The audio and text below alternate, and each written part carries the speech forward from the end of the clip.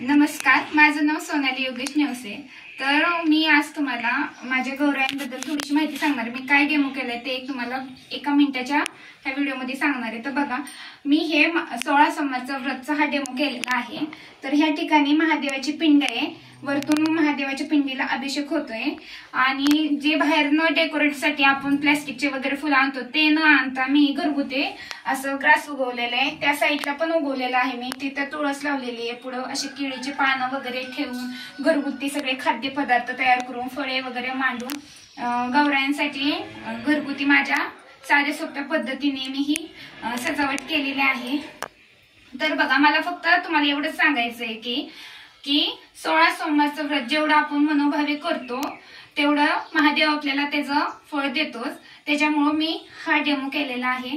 तर तुम्हाला कसा वाटला ते मला नक्की सांगा। तर नमस्कार।